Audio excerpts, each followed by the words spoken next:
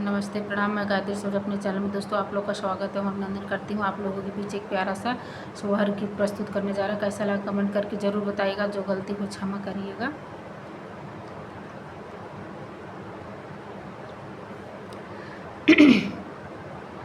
धन धन भाग्य बेटिया तुली हलू जनमवा हो। धन धन भाग्य बेटी तुली हलू जनमवा हो। बेटी उतरल हमरे अंगनवा गगनवा के चनवा हो। बेटी उतरल हमरे अंगनवा गगनवा के चनवा हो।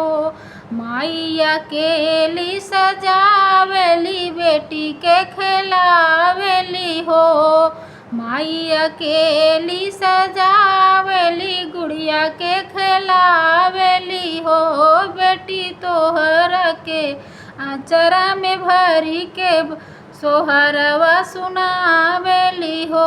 बेटी तोहर के आचरा में भरी के सोहरवा सुनावेली हो।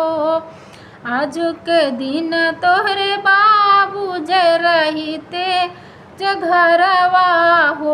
बेटी बनी जैते स्वर्ग के जैसन घर सन सरवा हो।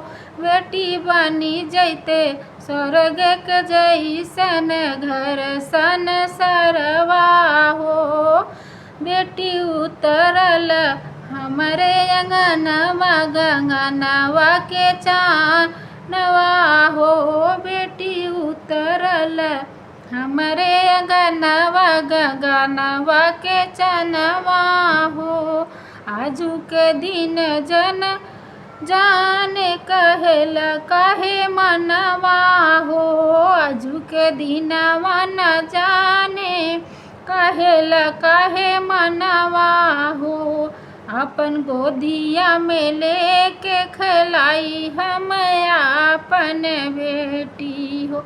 अपना गोदिया में लेके खिलाई हम अपन गुड़िया हो। ललना बेटी उतरल हमारे अंगनवा गगनवा के चनवा हो।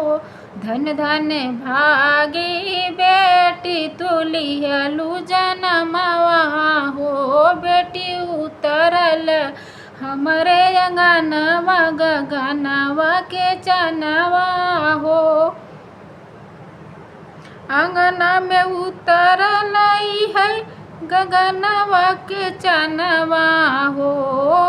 अपना गोदिया में कैसे खिलाई हम अपन गुड़िया हो। अपना गोदिया में कैसे खिलाई हम अपन बेटी हो। माइया आशीष देले तोहरा के आज दिनवा हो।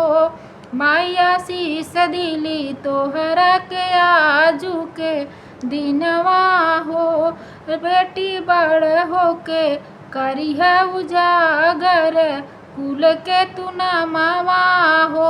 बेटी बड़े होके करिहा उजागर कुल के तू नमवा हो।